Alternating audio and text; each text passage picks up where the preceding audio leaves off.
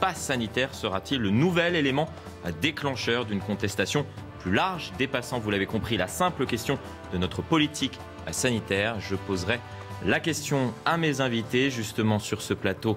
Nous ont rejoint Philippe Benassaïa, député LR des Yvelines, bonsoir, et Lies Messatfa, conseiller municipal à Levallois-Perret du Parti radical et conseiller également au cabinet du ministre des Solidarités et de la Santé. Et resté sur ce plateau, Ludovic Toro, médecin et maire UDI de Coubron en Seine-Saint-Denis, et William Tay, président du think tank Le Millénaire. On a vu ce qui s'est passé en marge notamment de la manifestation parisienne, ces quelques tensions qui ont éclaté, des personnes qui ont tenté de forcer un barrage de policiers, notamment en direction des Champs-Élysées, les gendarmes qui ont répliqué avec des gaz lacrymogènes. On a vu ces images tout à l'heure dans la première partie de Punchline. Est-ce que vous craignez la coagulation des mécontentements, Lies Messatfa? On est dans quelque chose d'un peu plus large que la contestation du pass sanitaire, et on le voit. On le voyait aussi déjà la semaine dernière, quand était à la tête du cortège Florian Philippot, qui joue, comme à son habitude quand il était au Rassemblement national, sur les peurs des gens. Au lieu d'inviter et d'invoquer la raison et expliquer, faire de la pédagogie et discuter, il est sur un discours de peur pour pouvoir faire fonctionner sa machine politique et revenir en fait dans le jeu politique à l'aune des présidentielles. Il y a une récupération politique, vous partagez tous ce constat? Pas vraiment, Philippe Benassaïa. Je suis pas sûr. D'abord, il faut... Et on va se rendre au sein du cortège dans un instant. Il faut faire de mobiliser en été, c'est déjà pas mal. Ça signifie qu'il y a un conglomérat de plusieurs mécontentements, je pense. C'est quasiment 50 000 de plus que la semaine dernière. Tout à fait, je vous ai entendu il y a quelques minutes le dire. Il y a à la fois la queue de la comète des Gilets jaunes qui risque, à mon avis, de renaître avec la contestation du pass sanitaire. Il y a en effet beaucoup de choses à dire sur ce pass sanitaire. On y reviendra peut-être, je pense. Et donc, quand même, il faut le faire, de fracturer un pays en plein été sur cette question-là. Et je crains, malheureusement, honnêtement, mais je ne le souhaite pas, mais je crains qu'on soit au début d'une contestation qui risque de monter. On va rejoindre Valentine Leboeuf qui est sur le terrain justement, qui a suivi cette manifestation parisienne. Vous êtes avec Soisig Houlier, vous êtes toujours au Trocadéro. La manifestation semble être terminée. Oui, Florian, je suis au Trocadéro. Il n'y a pas eu de débordement ici. Tout s'est très bien passé. Alors, il y avait du monde important cet après-midi. Certains sont venus de loin pour se joindre aux Parisiens. Tous ont protesté contre la vaccination obligatoire, la vaccination tout court ou encore le pass sanitaire. Ils ont chanté la Marseillaise à plusieurs reprises et crié le mot liberté. Les mots qu'on a entendus ici tout au long de la journée sont ceux de dictature sanitaire et de tyrannie. C'est Florian Philippot qui a appelé à ce rassemblement.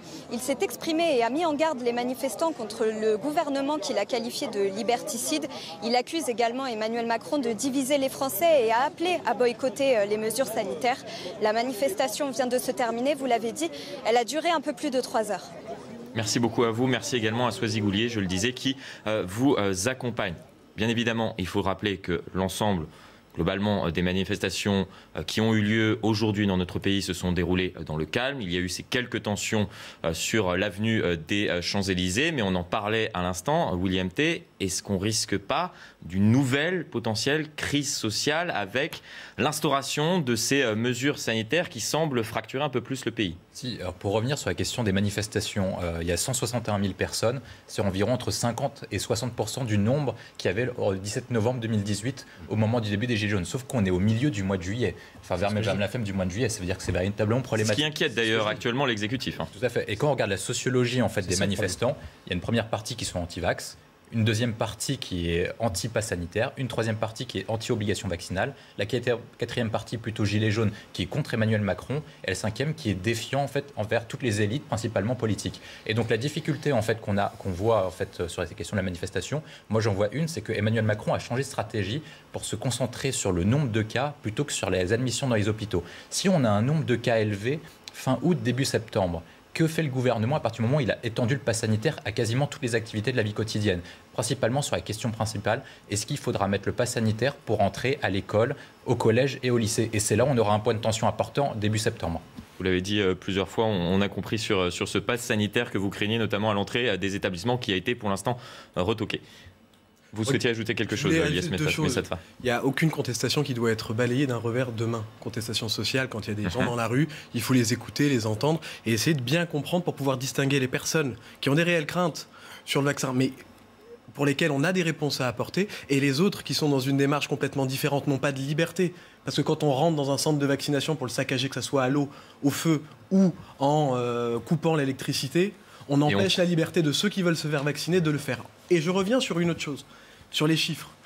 Ce n'est pas l'indicateur clé, c'est un indicateur qui, en règle générale, prévient 14 jours en amont l'augmentation des admissions en hôpital. Et ça fait aujourd'hui, c'était hier, c'est la première fois depuis 4 mois que les admissions en hôpitaux augmentent.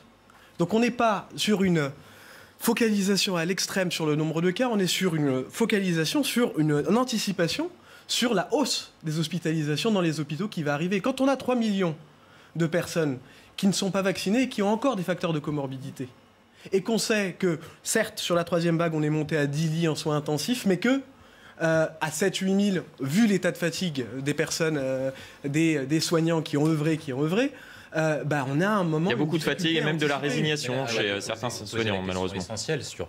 William Dans T. ce cas-là, on a encore plusieurs personnes en facteur de comorbidité ou personnes à risque. Pourquoi est-ce qu'on ne sonde pas la vaccination sur ces personnes-là en priorité, plutôt qu'en fait faire de la vaccination pour toute la population? Le pass sanitaire s'applique initialement, comme prévu par le président de la République lors de son discours du 12 juillet. Il voulait même l'étendre aux 12-18 ans. Ça n'a strictement aucun sens dans un premier temps, parce qu'il faut se concentrer d'abord sur les personnes à risque. On le voit notamment sur la carte qu'a révélée Le Monde aujourd'hui, notamment dans le sud-est. Il y a plus de 50% des gens de plus de 75 ans qui ne sont pas vaccinés. C'est-à-dire qu'on vit une grande fracture sur la question vaccinale, sur la question de l'opposition entre les communes et les ruralités, entre les communes riches. Il y a une fracture vaccinale qui coïncide malheureusement avec la fracture territoriale. Si je peux me permettre là-dessus, les communes riches et les communes pauvres. Et ensuite après, on a un problème, notamment entre le nord-ouest et le sud-est. Et donc il faut principalement se concentrer dessus plutôt que de tenir un discours anxiogène au milieu de l'été. Cibler les plus vulnérables a été en fait l'objectif de départ et qui initialement a été contesté. Quand on s'est focalisé d'abord sur les EHPAD, on a dit pourquoi pas tout le monde immédiatement. Ça a été contesté, vous avez eu raison. Mais maintenant, est-ce qu'on ne devrait pas tout mettre sur la vaccination des 5 millions de personnes à risque? Il y a des dispositifs à l'EVER qui sont mis en place. On ouvre aussi dans les centres commerciaux qui sont souvent à proximité des quartiers politiques de la ville et dans lesquels ça marche en rendez-vous. Donc le travail, il est fait. Vous avez raison, il faut accentuer les efforts. Il ne faut pas se gargariser. On est aujourd'hui à 46-47% de personnes qui ont fini leur schéma vaccinal. Il faut continuer à accélérer et on est en train de le faire. Mais le sujet... Quand on parle de liberté, moi je considère que le pass sanitaire, dans le contexte actuel, un contexte sanitaire qui se dégrade, c'est la mesure qui est la moins liberticide. Parce que sinon on ferme tout. Et ça c'est liberticide. Que ça soit pour les écoles, que ça soit pour les commerçants, que ça soit pour les salles de sport. Là est le sujet. Philippe Benassaïa. Oui, discussion intéressante, mais il y a quand même, on a créé, je crois, le gouvernement. Enfin, moi, j'étais dans l'hémicycle jusqu'à 6h du matin hier et j'ai vu des choses incroyables. Jusqu'au vote du projet de loi encadrant l'instauration de ces nouvelles mesures sanitaires. Exactement. Et j'ai vu que le gouvernement, via d'abord le président de la République, puis après le gouvernement, ont créé un monstre. Un monstre qui s'appelle pass sanitaire, qui sera très probablement inefficace, ou en tout cas inapplicable. J'ai été moi-même celui qui a posé l'amendement sur les accompagnants à l'hôpital, qui a été d'ailleurs revoté démocratiquement dans une belle leçon de démocratie, puisque ça a annulé le vote d'un député pour pouvoir faire passer malgré tout une idée. Je trouve ça, je trouve ça un peu regrettable. Ce que je veux dire par là, c'est que ce pass sanitaire pose plusieurs problèmes. Des problèmes de liberté, des problèmes d'égalité et des problèmes d'efficacité. Moi, je suis d'accord avec vous, ce que vous venez de dire. La seule solution, comme on a fait pour éradiquer la variole dans le pays au XXe siècle, au début du XXe siècle, on a vacciné. On a vacciné les plus fragiles, on a vacciné les plus sensibles et les plus malades. Il faut le faire. Il n'y a pas d'autre solution. Là, on est en train de créer des monstres, et des monstres, tous les 6 mois, on va en créer de plus en plus. Le pass sanitaire est un monstre. Pourquoi? Parce que c'est l'ultime recours. Le confinement, c'était déjà l'ultime recours. Le pass sanitaire, c'est déjà l'ultime recours. Pourquoi? Parce qu'on n'a pas pris les décisions nécessaires. Les lits en réanimation, vous souvenez-vous, même ici sur ce plateau, on n'a pas arrêté d'en parler. Il n'y en a pas plus qu'il y a un an. Il y en a même moins. Il y en a même moins. Il y en a 506 en plus. Il y en a même moins. On est passé de 5100 à 5700. C'est toujours non mais d'accord, allez, insuffisant, mais il y en a un j'exagère peut-être, mais l'effort n'est pas énorme. On est d'accord. L'effort n'est pas énorme. 19 milliards, on met 19 l'effort n'est pas milliards dans énorme. le Ségur. L'effort n'est pas énorme. Il est général, il est pas ciblé. Sur la vaccination, l'effort est aujourd'hui présent. Il ne l'était pas pendant des mois. Vous vous rendez compte qu'à chaque fois que le gouvernement prend une décision, c'est parce qu'il n'a plus le choix. Le pass sanitaire, c'est l'ultime recours, alors qu'il fallait vacciner. Moi, je ne suis pas forcément pour une vaccination obligatoire. Je l'ai dit même dans l'article 1 de la loi, j'ai voté contre. Je dis tout simplement, c'est qu'il faut inciter à la vaccination pour pouvoir justement se passer d'un pass sanitaire. Vous avez parlé de liberté, c'est ce que disait Ludovic Toro tout à l'heure. On prend des décisions, on leur met un petit peu au pied du mur. Mais moi je parle de fraternité. Et la fraternité, c'est aussi ça, le pass sanitaire en termes de solidarité. Ludovic Toro. Oui, juste un petit mot rapide, je suis tout à fait d'accord avec vous sur les manifestations. Le mouvement Gilets jaunes est là, il a été stoppé par la Covid. Il a été stoppé par la Covid. Et là, il reprend l'été. Oui. C'est ça qui est incroyable. Oui, c'est ce que je dire. Il y a ça, il y a en effet les anti-vax, les gens comme Philippot qui font de la politique, mais quand on les a en face, on les détruit. J'en ai même pas parlé. Voilà, il n'y a même pas en parler. Et puis il y a ceux, l'atteinte à la liberté, là, qui va faire bouger peut-être beaucoup plus de personnes. Mais ça, on le verra. Mais tu as raison de le dire. On est fin juillet. Jamais ça s'est vu. Parce que de toute façon, les gouvernements prennent toujours des décisions 15 juillet, comme ça on est sûr qu'il n'y aura pas de manif. Ça a toujours été comme ça, d'accord ? Sauf que là, ça bouge. Voilà. Deuxième chose, vous ne pouvez pas me parler d'anticipation. Et je l'ai dit tout à l'heure, j'ai cette courbe, d'accord ? Encore une fois, je vous la présente. Ça fait 3 mois que ce variant est sur notre territoire. Ça fait 3 mois que tous les jours, ça grimpe. Qu'a-t-on fait au ministère pour prévoir ça? C'est une projection très simple. Ça a été en Angleterre. C'est là. Ça commence pareil. Voilà. Mais non, mais je vous fais voir parce qu'il n'y a pas besoin. Je vous la montre. Non, mais ce qui se passe chez nous aujourd'hui, c'est ce qui se passe en Angleterre il y a 2 mois avec le même variant. Qu'a-t-on fait depuis 2 mois? Qu'est-ce que vous auriez fait de plus? Je vous explique. On aurait peut-être parlé, au lieu de tout faire en 2 jours avec l'Assemblée et le Sénat, peut-être qu'on aurait pu faire ça en 1 mois, 2 mois, discuter ensemble. La discussion, c'est important en termes de démocratie. Quand on a alerté il y a 4 semaines pour dire attention, le variant Delta peut être un peu dangereux, tout le monde a dit c'est encore un oiseau. Regardez-moi. Jamais aucun médecin vous a dit ça. Non, mais je parle pas des médecins, je parle un peu tout le monde. Les médecins sont les meilleurs précurseurs. Écoutez-moi. Vous êtes en responsabilité de la santé. C'est à vous de prendre les décisions, pas les autres sur un plateau. Vous gérez la santé parce que le ministère, ça délègue pas la santé. Qu'avez-vous fait depuis 3 mois alors qu'on savait tous très bien que ça allait arriver chez nous à la même vitesse, parce que c'est le même variant. Rien. Et là, en 48 heures, boum, boum, boum, faites vite. Vite, d'ailleurs, on téléphone à tous les députés. Parce que les députés, attendez, ils n'étaient pas là. Moi, j'ai le mail. Allez, venez tous vite, parce que peut-être que le MoDem va voter contre vous. Je vais répondre là-dessus. Attendez, je vais répondre. Et là, vite, les sénateurs, vous êtes des vilains. Si je peux témoigner, j'y étais. Oui. Je parle des LRM. Ce que je veux dire juste, c'est que quand on arrive à la contrainte, c'est qu'on a raté l'étape de la confiance.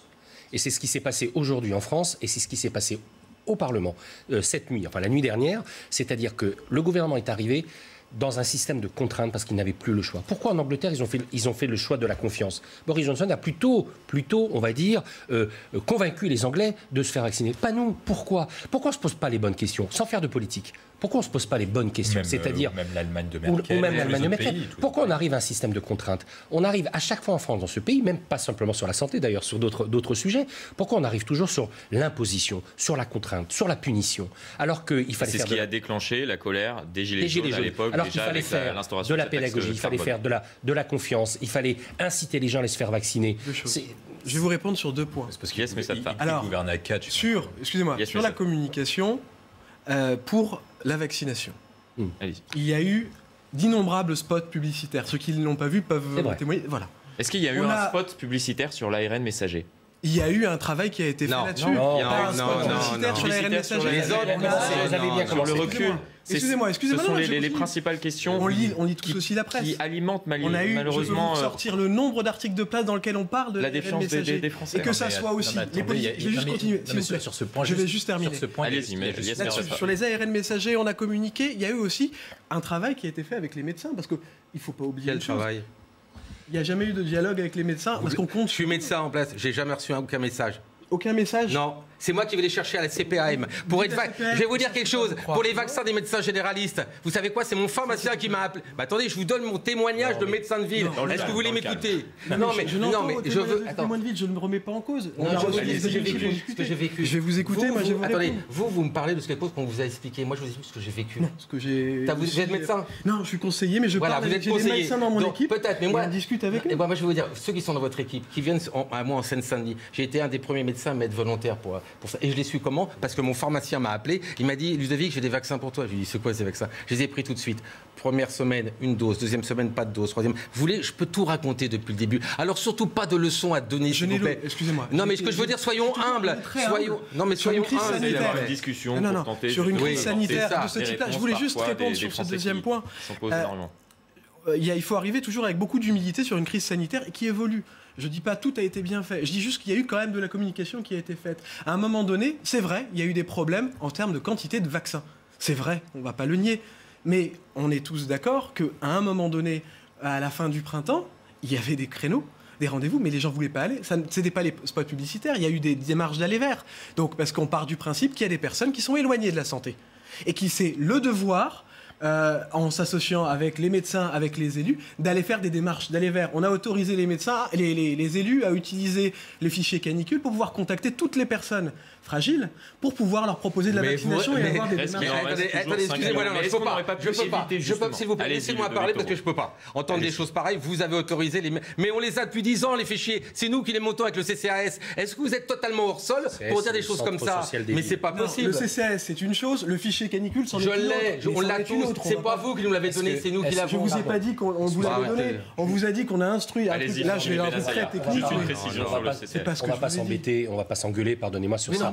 Moi, ce que je veux dire par là... Je suis pas d'accord avec toi. Non, mais tu as raison.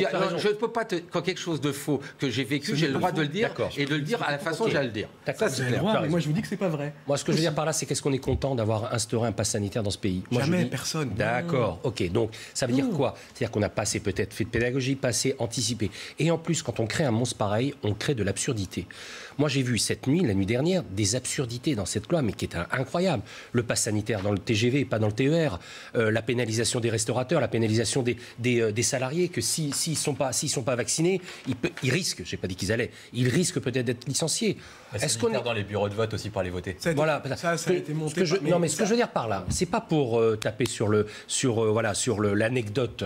Je dis tout simplement, c'est qu'on a créé un monstre. On a créé un monstre parce qu'on n'a pas anticipé, on n'a pas créé, on n'a pas assez fait de pédagogie. Là, on est en train de créer un monstre et ce monstre, il est en train de se réveiller, qui est le pass sanitaire, qui sera très probablement inefficace et on ne pourra pas le réaliser au quotidien. Voilà. La difficulté aussi, c'est qu'Emmanuel Macron s'est engagé à ne pas mettre la vaccination obligatoire. En fait, c'est ça le problème. C'est le pass sanitaire, c'est une vaccination obligatoire déguisée. De fait, en fait. Et en fait, la difficulté, c'est pour ça qu'il n'arrive pas à cibler. Et en fait, depuis le début, notamment depuis mars 2020, il n'a jamais voulu cibler, en fait, spécifiquement la population à risque pour se concentrer sur eux. Sauf au début de la vaccination. C'est un petit peu la vaccination obligatoire pour les salariés des établissements. Il y a ça, mais si je peux aller sur un point, on a d'abord commencé par les personnes en EHPAD, et ensuite on est passé par tranche d'âge pour cibler les personnes les plus fragiles. Oui, on mettait les facteurs de comorbidité. Donc on ne peut pas laisser dire qu'on n'a pas d'abord voulu cibler les personnes les plus à risque. Ça, pour moi, c'est ce qu'on avait reproché de ne pas ouvrir à tout le monde. Et là, maintenant, on nous reproche de ne pas avoir ciblé. On ne peut pas avoir les deux. Non, mais on ne vous reproche pas de ne pas avoir ciblé depuis le début de cette campagne de vaccination. Mais la question est, pourquoi on ne cible plus, justement, comme avant, les personnes les plus fragiles, les plus à même de développer des formes graves de la maladie? On est sur le ciblage. Ça se fait, on appelle les personnes et on a un ciblage pour les personnes les plus âgées. Mais il y a aussi une chose. On a l'impression que le Covid, c'est quelque chose de neutre quand on l'attrape. Il faut arrêter. Il y a 15% des personnes qui attrapent le Covid et qui développent des Covid longs. Moi, on nous explique, oui, on ne connaît pas les effets à long terme du vaccin ARN messager. Moi, je considère que c'est pas vrai. Mais je sais, par contre, en ce moment, qu'on ne sait pas non plus ce que va faire le Covid long en termes avec des pathologies, des soufflements qui peuvent durer pendant des années. On a un sportif comme Christophe Lemaître qui explique qu'il n'arrive pas à recourir et qui ne s'est même pas qualifié aux Jeux Olympiques alors qu'avant il était en finale. Excusez-moi, attraper le Covid, c'est pas anodin. Non, mais ce que vous dites là est vrai. Les Covid longs, je vois au cabinet, c'est vraiment très dur. Et il y en a plus de 100 000 en France. Et ça dure très longtemps. Il n'y a pas de traitement en plus. Donc c'est catastrophique. Moi, j'ai deux questions à vous poser. Pourquoi, chez nous, en France, il y a seulement 76% des plus de 80 ans qui sont vaccinés? Pourquoi en Italie, ils sont 93? Pourquoi en Autriche, ils sont 99? Pourquoi en Espagne, ils sont 100%? C'est le même sujet depuis des mois. Pourquoi on n'a pas arrivé? D'autres questions que je vous pose. J'ai fait le calcul de ce qu'il fallait vacciner, parce que c'est au-dessus de 50 ans, où j'avais un tableau qui était là. Les décès liés au Covid, en fait, c'est les gens de plus de 50 ans à 98%. Pourquoi les 780 Comment vous allez toucher les plus de 75 ans qui ont 780 et 180 000 Les 60-74 ans qui sont 900. Il y a en fait 4,9 millions de personnes de plus de 50 ans qui restent à vacciner. Est-ce que vous croyez que les mesures qu'on a mises sur le pass sanitaire vont aller vacciner ces personnes qui vont, hélas, peut-être décéder de la Covid? C'est mes deux questions que je vous pose. Pourquoi on est si différent des autres pays qui ont vacciné largement, presque à 100% les plus de 80, et nous ne l'avons pas fait, sans obligation vaccinale dans les autres pays, je vous rappelle. Qu'est-ce qui s'est donc passé? Moi, j'entends cette opposition passe sanitaire, obligation vaccinale. Non, répondez à mes questions. Non, mais je réponds à votre question, je l'entends. J'en ai même parlé au début en expliquant pourquoi il fallait faire attention à l'augmentation des cas, parce qu'on avait encore plus de... On avait 3-4 millions de personnes qui avaient des facteurs de comorbidité. Mais attendez, on a ciblé.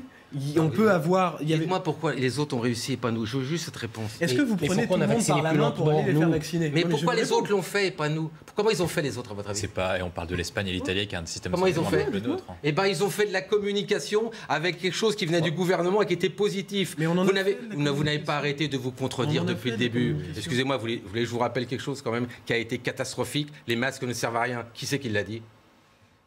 Non mais le réel problème aujourd'hui, c'est est-ce qu'on ne prend pas ces décisions un tout petit peu au pied du mur? Il y a une hausse des cas qui est en train de s'accompagner d'une augmentation nette du taux d'hospitalisation. C'est plus 55% en une semaine. Regardez justement ce reportage réalisé par nos équipes à l'hôpital Henri Mondor près de Paris. Dans le service de réanimation de cet hôpital du Val-de-Marne, les patients atteints du Covid affluent depuis plusieurs semaines et les soignants redoutent un épisode très rude. On est un peu résigné. Maintenant, nous, on est habitués. Ça fait pratiquement depuis le mois d'octobre dernier qu'on n'a pas connu un jour sans patient Covid. Un personnel soignant à bout de souffle, toutefois prêt à affronter cette nouvelle vague. On fera sauter nos jours, on fera sauter nos vacances comme on l'a fait jusqu'à présent. Maintenant, c'est clair que l'entrain, par contre, il ne sera pas... aussi fort qu'il a pu être il y a 1 an et demi en arrière.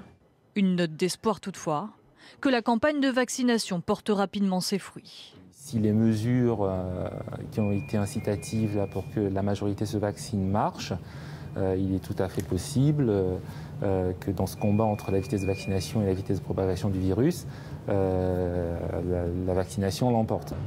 À l'aube de cette 4e vague, ce service de réanimation, comme de nombreux autres en France, est déjà plein. Philippe Benassaï, on vient de le voir. Est-ce je repose ma question, on ne prend pas des décisions à chaque fois lorsqu'on est au pied du mur, au pied d'une nouvelle vague? On le voit, ce personnel soignant, il est fatigué, certains sont même résignés, on l'a vu à l'instant dans ce reportage. Mais je le répète, et vous avez raison, je le répète, nous prenons nos décisions toujours en ultime recours dans ce pays. Les deux questions que tu as posées sont pertinentes et ce n'est pas polémique. Pourquoi ça marche moins bien en France qu'ailleurs? Je reviens d'Italie par exemple, moi, par un déplacement parlementaire, ça marche mieux. Ce n'est pas pour dire que c'est moins bien en France, on va taper sur le gouvernement. Je dis ça marche mieux. Pourquoi ça marche mieux? Parce que les Italiens ne se sont pas... dédiés dans leur communication. C'est-à-dire qu'ils ont eu une communication qui était une communication stable pendant des mois et des mois. Nous, on a fait tout et son contraire pendant des mois. Et c'est ça qui fait que ça tue la communication et ça tue la pédagogie. On a eu du retard sur la vaccination, on a eu du retard sur les masques, on a eu du retard sur les gels, on a eu du retard sur... et on arrive à quoi? On va pas refaire le match, et on arrive à quoi? À prendre des décisions au pied du mur qui fait qu'aujourd'hui, on n'a plus le choix, c'est pass sanitaire. C'est ça que je reproche. C'est qu'on aurait pu éviter ce pass sanitaire qui est un monstre. Et je le répète, c'est un monstre et on en reparlera. William T. Je partage complètement l'avis qui a été dit par monsieur le député. La difficulté du gouvernement depuis mars 2020, c'est qu'il n'y a pas une seule stratégie de lutte. J'en ai parlé notamment, c'est qu'il a changé de stratégie, notamment sur la question de lutter contre le nombre de cas plutôt que sur la question des admissions. Mais on aurait pu prendre cela depuis le début. La question des masques. Oui, mais sauf que là, on le voit dans ce reportage réalisé à l'hôpital Henri Mondor, la lutte... elle n'est pas contre l'augmentation du nombre de cas, elle est contre potentiellement cette vague d'admission qui pourrait venir saturer les services hospitaliers mi-août, fin août. Mais il faut voir les outils qu'on a en main. On a actuellement un seul outil, enfin au moins deux. On a des mesures restrictives de liberté confinement, pass sanitaire, etc. Et deuxième, c'est qu'on a un vaccin. Le vaccin limite la propagation du virus, notamment sur la question de la transmission, mais ne le réduit pas à zéro. Donc il faut faire une communication dessus en disant que même quand on est vacciné, on peut transmettre le virus. Alors qu'il y a beaucoup de gens qui sont vaccinés qui abandonnent les gestes barrières. Ça, c'est le premier point. Le deuxième point, c'est que la question du vaccin permet de limiter les formes graves. Donc en fait, si on a un outil qui permet de lutter contre les formes graves, votre seul outil de politique publique, il permet de faire un seul point, limiter contre les formes graves, donc limiter contre la rémission d'hôpitaux. Alors que là, vous utilisez le vaccin pour faire deux objectifs, lutter contre la rémission d'hôpitaux, plus lutter contre la circulation du virus. C'est impossible. Imaginons si nous n'avions pas de vaccin aujourd'hui. On a déjà plus de 110 000 morts. En fait, il faut voir les choses comme elles sont. Je crois tout s'est mélangé entre. C'est vrai, la communication n'a pas été très bonne, et c'est le moins qu'on puisse dire. Ça a été aller-retour. Donc, de toute façon, quand vous passez un message et il n'est pas bon, et on voit qu'il n'est pas bon, vous mettez le doute. Et vous mettez le doute, c'est de pire en pire. Et ça s'est hélas pas amélioré en termes de communication. Donc le doute est installé et il s'est répercuté sur la vaccination, tout simplement. Parce que le message du gouvernement, c'était vaccinez-vous. Et il y avait des messages. Il faut se vacciner, il n'y a pas d'autre solution. On a cette chance d'avoir ce vaccin. Il faut en fait que tous les plateaux télé, et je vous dis ça, entre 20h30 et 21h, fassent venir quelqu'un qui explique quel ARN messager, d'accord? Parce qu'au début, on ne voulait pas d'Astra. Maintenant, on ne veut plus d'Astra. Alors que maintenant, on veut tous de l'ARN messager. Il faut vraiment qu'il y ait... Et pour avoir été en charge de ces questions, c'est ce qu'on a essayé de faire depuis un an et demi, répéter, là, si vous tenter voulez, de convaincre. pour faire avancer les choses... Bon, là, c'est la contrainte. Ceux qui sont venus se vacciner, c'est par contrainte pour pouvoir avoir de la liberté. C'est-à-dire qu'ils achètent la liberté par ce vaccin. Non pas de besoin, s'ils l'auraient déjà fait, cette vaccination. Il faut qu'on arrive vraiment à dire aux gens, faites-vous vacciner pour vous sauver et sauver les autres, pas parce qu'on va vous mettre une amende, pas parce que vous n'allez pas travailler, pas parce que vous n'irez pas au cinéma, parce qu'on ne peut plus durer, il n'y aura pas d'autre confinement. Sinon, on va passer encore des années et des années avec ce variant et avec ce virus. Je voudrais revenir sur un point. Le vaccin. Puis répondre à Ludovic Toro. Certes, permet d'endiguer et de voir se développer des formes graves, mais aussi lutte contre la circulation du virus. Parce qu'il empêche... Il limite, mais il ne réduit pas à zéro. Mais en zéro, c'est pas le sujet. Mais quand quelqu'un n'est pas vacciné... Attendez, je termine. Quand quelqu'un n'est pas vacciné... Juste dessus, on connaît tous des gens qui sont vaccinés et qui ne respectent plus les gestes barrières. Donc il y a une question de... Le rappel des gestes barrières on marque se pose dans un instant. Je reviens juste là sur ce point. Quelqu'un qui est, je le rappelle si c'est pour faire de la pédagogie, quelqu'un qui n'est pas vacciné a 12 fois plus de chances de propager le virus que quelqu'un qui est vacciné. Et ça, c'est quelque chose qu'on doit et qu'on explique à longueur de journée. Et donc, allez vous faire vacciner. Mais là, sur ce sujet, on est d'accord. Et l'on poursuit la discussion, messieurs. Dans un instant, on va revenir notamment sur la mobilisation de ceux qui hésitent, qui sont sceptiques à aller se faire vacciner. Il y a également des récalcitrants. On verra les images et on verra également que ces manifestations, elles ont lieu en France, mais elles ont également lieu à l'étranger, notamment à Rome. A tout de suite.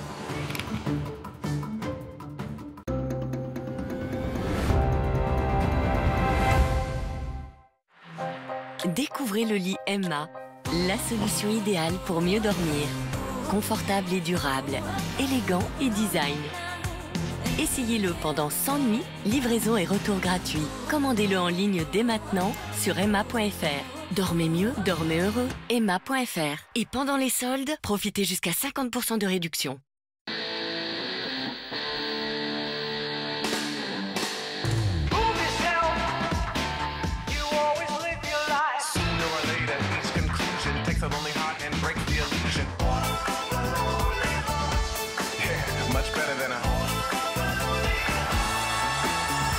Repartir, redécouvrir, revivre. Renault.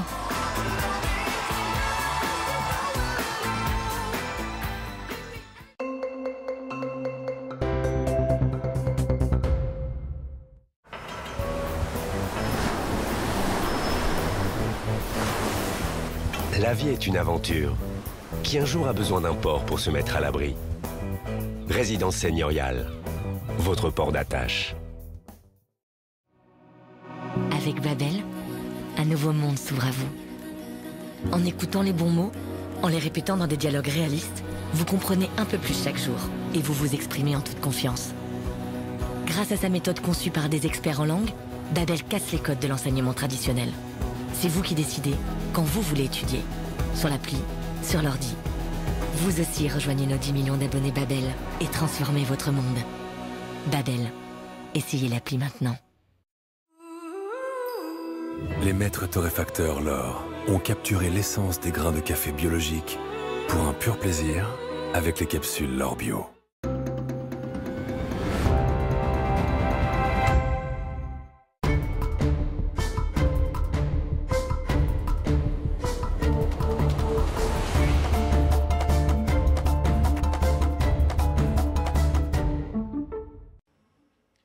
De retour sur le plateau de Punchline, toujours en ma compagnie, William T, président du think tank Le Millénaire. À vos côtés, Philippe Bennassaya, député Les Républicains des Yvelines. Ludovic Toro, vous êtes toujours en notre compagnie, médecin et maire UDI de Coubron, en Seine-Saint-Denis. Et est également avec nous Lies Messatfa, conseiller municipal à Levallois-Perret, du Parti radical et conseiller au cabinet d'Olivier Véran. On va faire un point notamment sur les manifestations qui ont eu lieu un peu partout sur l'ensemble du territoire et ce tweet de Gérald Darmanin. Merci aux forces de l'ordre mobilisées pour encadrer justement ces manifestations qui se sont globalement déroulées dans le calme, on le répète. Je condamne néanmoins, explique le ministre de l'Intérieur avec la plus grande fermeté, les comportements violents qui ont visé certains policiers, gendarmes et journalistes, notamment dans la capitale. On l'a vu tout à l'heure avec ces images qui nous sont parvenues, notamment de l'avenue des Champs-Élysées. À Paris, 9 individus ont été interpellés, explique le ministre de l'Intérieur. Je souhaitais revenir avec vous sur la situation sanitaire, alors que l'on voit actuellement sur ces images les quelques tensions qu'il y a eu, notamment en marge de cette manifestation parisienne, concernant donc la propagation du variant Delta. On en parlait tout à l'heure sur ce plateau. Les vacances des Haussiens sont-elles menacées? C'est toute la question qui se pose aujourd'hui avec la résurgence de l'épidémie, particulièrement marquée dans les territoires touristiques, qui pousse certains élus à prendre des mesures restrictives et les professionnels de santé sont inquiets, vous allez le voir, quant à la menace que cette reprise épidémique représente pour eux. Regardez ce sujet réalisé par Jean-Michel Decaze à Saint-Hilaire-de-Riez en Vendée. Les clusters sont concentrés dans des campings ou des villages vacances situés en bord de mer. 22 établissements sont touchés entre Saint-Jean-de-Mont et Saint-Hilaire-de-Riez. L'épidémie se propage via les jeunes animateurs non vaccinés qui se retrouvent à la pause café ou le soir. 62 animateurs sont pour le moment détectés positifs et 27 vacanciers. Dans le camping, personne ne porte de masque. On est en extérieur, c'est pas trop inquiétant. Si les personnes ne prennent pas de précautions, ça semble assez évident que ça augmente. Certains campings ont demandé à leurs équipes de ne pas fréquenter leurs amis des autres établissements sans pour autant pouvoir le leur imposer. Des animateurs qui ont été isolés dans des hôtels. Je suis dans ma chambre d'hôtel, il m'apporte un petit déj devant la porte, ils frappent, ils s'en vont et je le récupère. Pour les repas, il y a une chambre qui a été transformée en petite pièce avec un frigo, un micro-ondes, tout ça, où le Secours catholique apporte les repas pour 2-3 jours. En plus des campings, des clusters ont été découverts par l'ARS dans des colonies de vacances et lors de 4 mariages, toujours en Vendée. Yes, mais cette phase, c'est le scénario qui risque de se répéter de plus en plus tout au long de ces vacances d'été. Mais tout ce qui est mis en place. Alors qu'on va apporter une toute petite précision par rapport à ce que vous avez dit tout à l'heure concernant un Covid long qu'aurait eu Christophe Lemaitre. Christophe Lemaitre a fait en réalité une réaction à la vaccination il y a quelques jours, notamment. Je crois qu'il avait chopé la maladie. On vérifiera, mais en tout cas. Mais je parlais pas, je disais pas qu'il avait un Covid long, je dis juste que choper le Covid n'est pas anodin. Ce n'est jamais anodin, et là on est d'accord. Concernant le risque des vacances, notamment pour les Haussiens. Bien sûr qu'il y a un risque sur ce qui est en train de se passer dans nos vies. Et si des mesures aussi importantes qui ne sont pas prises de gaieté de cœur sont prises, c'est parce qu'il y a un risque et qu'on veut au maximum le limiter, ce risque. Le variant Delta se propage, on a dépassé les 20 000 contaminations qui vont générer des admissions à l'hôpital dans 10 jours en plus. Il y a un risque. Donc tout doit être refait, tout doit être rappelé pour dire que les gestes barrières c'est important, pour que la vaccination soit aussi développée. C'est ce qui a été le cas. Après l'allocution du président de la République, il y avait une alerte du ministre de la Santé une semaine avant en expliquant que quand on redescendait à 200 000 injections de vaccins, il fallait quand même qu'on réaugmente et qu'on a pris 1 million de rendez-vous par jour.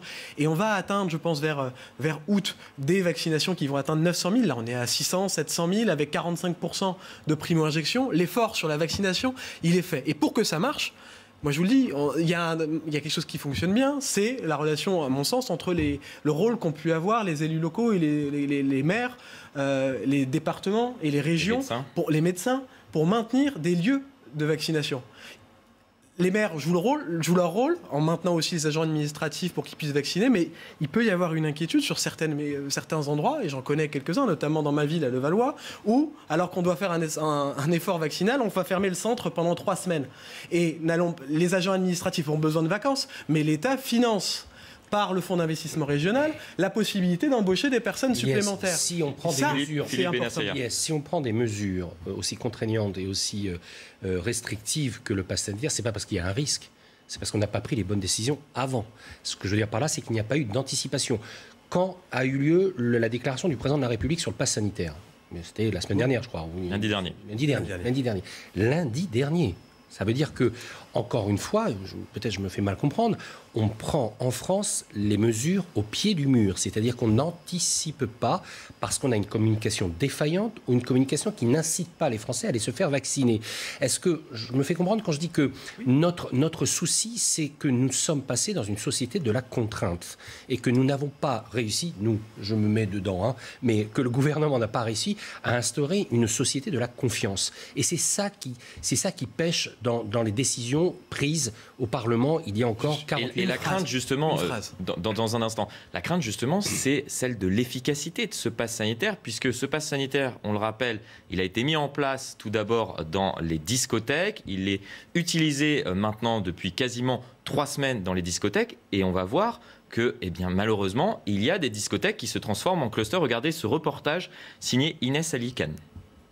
Les files d'attente s'allongent devant les boîtes de nuit depuis leur réouverture le 9 juillet dernier. Mais depuis, des foyers de contamination ont été identifiés à Bordeaux, dans le Doubs, les Vosges, dans l'est de la France. L'application des mesures sanitaires qui conditionnent l'entrée dans les discothèques sont au centre des interrogations.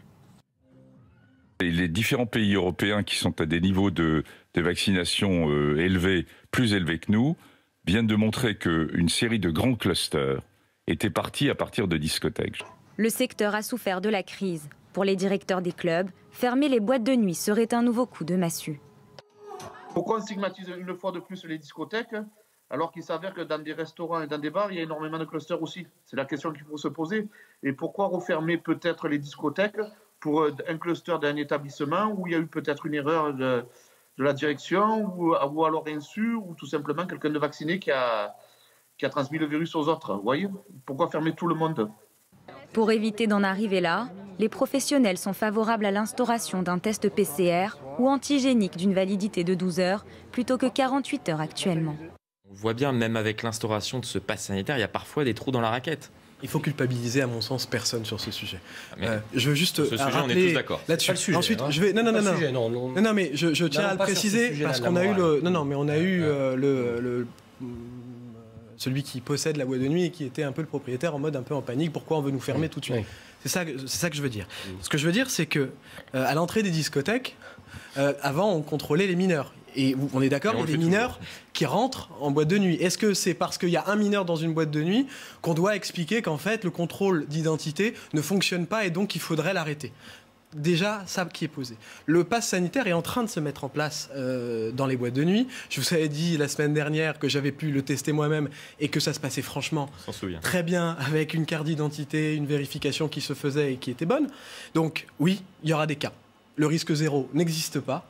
En revanche, on est toujours sur cette logique du curseur entre ce qui est acceptable et ce qui est efficace pour lutter contre le vaccin. Je suis sceptique, très sceptique sur ce que vous dites, Ilyes.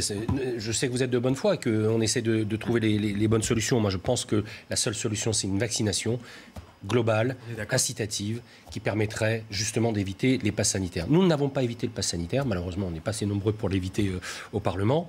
Nous ne l'avons pas évité et nous allons avoir un système qui va être extrêmement contraignant, inefficace et qui sera très mal appliqué.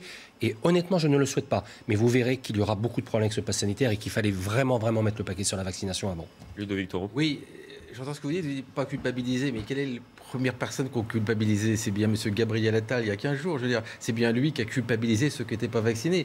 Donc surtout pas de leçon en termes de culpabilité, parce que je pense qu'il y a une erreur de communication. D'ailleurs que Gabriel Attal change aujourd'hui, puisqu'il est revenu un peu en arrière, il est beaucoup plus doux aujourd'hui. Oui. Mais il y a 15 jours, dire eux c'est les mauvais, eux c'est les bons, eux vous n'avez pas raison, vous allez tuer les autres des compétences, c'est pas comme ça qu'on parle aux gens. On a fracturé la société bêtement. C'est pas comme ça qu'on parle aux Français. Deuxième chose, je le dis encore une fois, c'est les plus de 55 ans, il y en a 4,9 millions à aller chercher. Allons les chercher. Je ne pense pas qu'ils aillent tous les soirs en discothèque avec vous, j'en suis pas certain. Ou peut-être, je ne sais pas quelle discothèque vous allez. Mais ce que je veux dire par là, allons les chercher. Il faut mettre le paquet sur cela, parce que c'est eux qui iront en réanimation quand les lits vont commencer à monter. C'est les plus de 50 ans, d'accord ? Et faisons tout pour pas qu'ils n'y aillent en réanimation. Mais de toute façon, il y aura un nombre de... Vous avez vu comment ça explose, de toute façon, on le savait. Je reviens encore sur l'Angleterre, ils ont la même chose, la même courbe. Faisons en sorte d'aller chercher ces gens, vite, vaccinons-les. Parce que sinon, septembre, octobre, novembre va être très compliqué. Et on a la discussion depuis tout à l'heure, on en revient toujours à cette question de la vaccination des 5 millions de personnes à risque de développer des formes graves de la maladie. C'est le travail. On revient toujours au même sujet. C'est le travail et le défi qui est en train de se faire. Mais je réinsiste aussi sur un autre point. Voilà, c'est le travail. Mais est-ce que, parce qu'on n'arrive pas justement à atteindre ces personnes-là, on est en train de mettre en place un pass sanitaire dans énormément d'établissements qui va concerner l'ensemble des Je vais aller rentrer dans les détails, dans les dispositifs d'aller vers. Allez-y. Tout a été fait pour faciliter l'accès à la vaccination, en multipliant les effecteurs, en expliquant que des kinés pouvaient vacciner. Il y a même eu des bus. Voilà, il y a eu des bus et qui fonctionnent et qui tournent.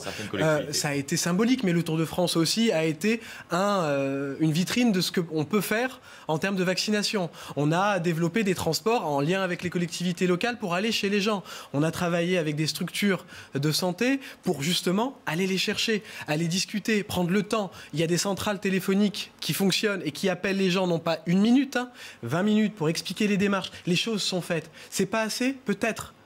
Mais on continue et on est en train de relever ce défi-là. Là encore, la question qu'on a posée tout à l'heure, pourquoi les autres sont à 100%, à 80% sur les plus de 80 ans et il manque ces 20%? On n'arrive pas à avoir la réponse. Pourquoi chez nous, on n'arrive pas à les... Parce que moi, je les vois au cabinet. On n'a pas la réponse. Déjà, je vais vous le dire. Alors, je vais vous le dire tout de suite. On ne la donne pas. Oui, en fait, les gens qu'on voit aujourd'hui, c'est pas parce que maintenant ils peuvent. Au début, c'était vrai, ils pouvaient pas avoir accès parce que et tous les mairies ont mis en place des systèmes pour les amener. Sauf que là, les élus locaux étaient là. Les élus locaux ont fait leur job, d'accord, comme ils le font toujours, parce qu'ils doivent protéger leur population et c'est leur rôle. Mais au-delà de ça, ceux qui sont là et que je vois qui sont âgés, ils ne veulent pas, parce qu'ils ont entendu 1 ou 2 messages négatifs.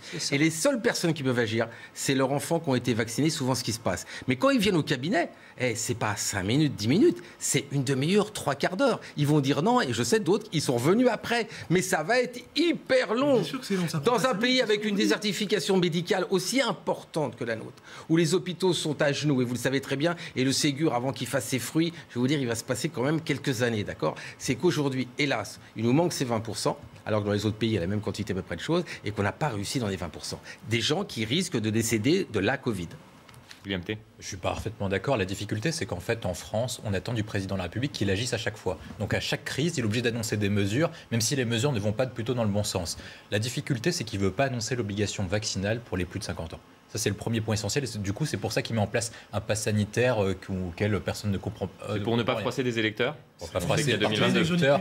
Mais oui, au final, ça va se retourner contre lui à partir de septembre. Ensuite, après, il y a une troisième difficulté, c'est depuis les Gilets jaunes, Emmanuel Macron n'arrive pas à s'adresser à une grande partie de la société. Quand on regarde la sociologie de ceux qui manifestent et de ceux qui sont contre l'obligation vaccinale ou ceux qui sont contre le pass sanitaire, c'est en fait toute la France qui rejette Emmanuel Macron et qui rejette sa parole.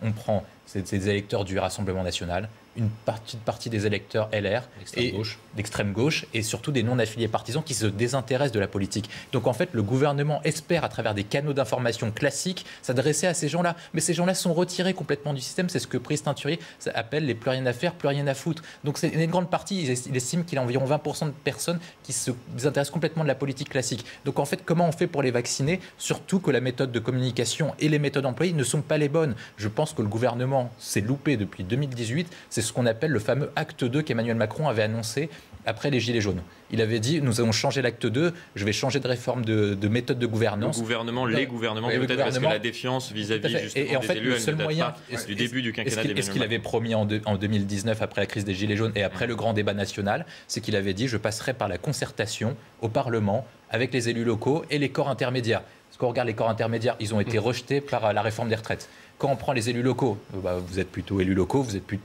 dites qu'Emmanuel Macron ne concerte pas. Et ensuite, les différents corps de profession ont été mis à mal avec la réforme des retraites. Donc en fait, il n'a aucun relais dans la société pour s'adresser à ces personnes-là. C'est pour ça qu'une question va se poser à partir de septembre, c'est est-ce qu'Emmanuel Macron est le problème ou la solution? Pour une partie de ces populations, c'est le problème.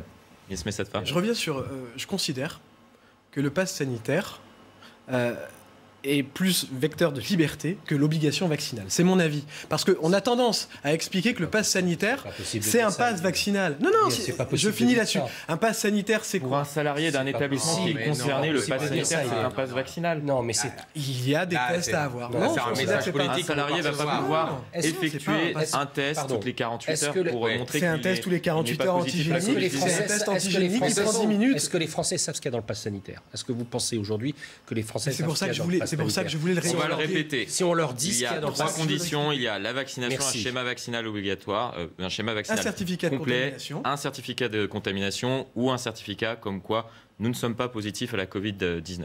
Soit PCR, soit antigénique. Oui, mais moi ce que je vois, c'est le diable se loge dans les détails. Oui, mais l'obligation vaccinale, ça signifie obligation de se faire vacciner. Moi, je suis désolé, qu'on considère que c'est que de la nuance, on a le droit. Moi, je ne le considère pas. Non, mais on ne peut pas dire que c'est un passeport vers la liberté. Le pass sanitaire, c'est pas possible. J'ai pas dit que c'était un passeport pour la liberté. Je dis simplement ce que le diable se loge dans les détails. C'est un machin qui a été créé, encore une fois, dans un ultime recours, qui crée des contraintes, des inégalités, des inefficacités. Un passeport sanitaire dans le TGV, pas dans le TER, des restaurateurs pénalisés, je le répète, des salariés menacés. Enfin, je veux dire, on est en train de créer un système extrêmement... C'est un effort qu'on demande aux restaurateurs et on en est conscient. Attendez, excuse-moi. Et on en est conscient. Non, pas pour les transformer en milices. Vous les transformez en milices, c'est-à-dire que c'est très fort. C'est-à-dire que ça veut dire que vous êtes en train de leur faire changer de métier dans une période sanitaire extrêmement grave, alors qu'ils ont déjà beaucoup souffert de la crise sanitaire. Ce que je veux dire par là, c'est que ce pass sanitaire est un machin qui ne sera pas applicable au quotidien. Vous le verrez, on en reparlera. Il est inefficace.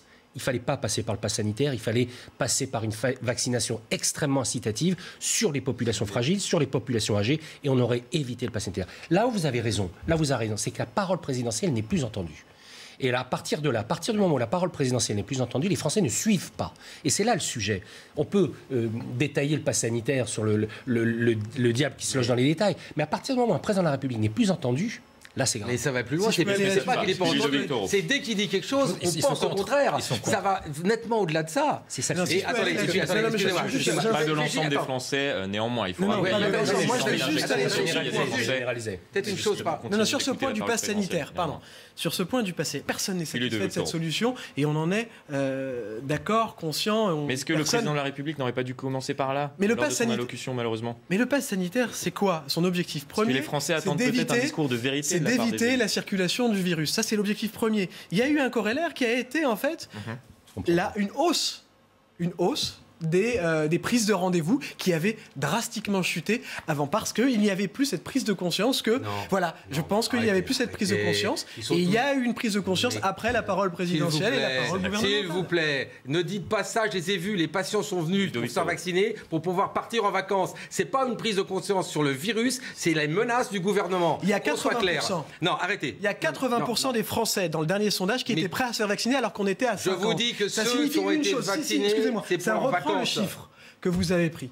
Il y avait 30% qui étaient, j'ai envie de me faire vacciner, mais j'hésite encore un peu. Et il y avait les 20% qui sont un peu plus. Écoutez un peu ce qu'on dit aussi. On est d'accord que ça a quasiment 8 millions de personnes à s'enregistrer sur une plateforme pour prendre un rendez-vous de vaccination dans les prochaines semaines. Mais le problème, et je rejoins ce qui vient d'être dit par Ludovic Toro, c'est ce que nous disent quasiment l'ensemble des médecins, c'est que la finalité, c'est pas pour ne pas finir à l'hôpital, c'est pour des fois c'était la parole divine qui avait fait bouger ces gens. Pourquoi avoir mis des menaces ou ailleurs? Il n'y avait pas besoin de menaces. Il suffisait que M. Macron dise allez vous faire vacciner, ça vous fera du bien.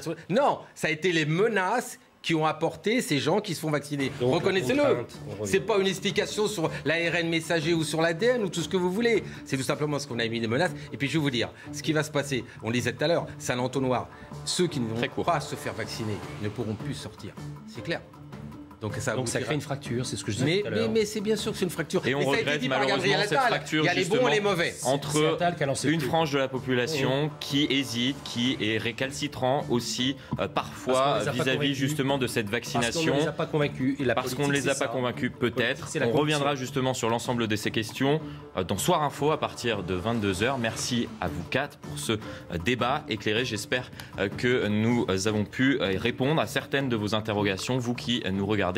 Merci de nous suivre, merci de votre fidélité. À tout à l'heure sur CNews.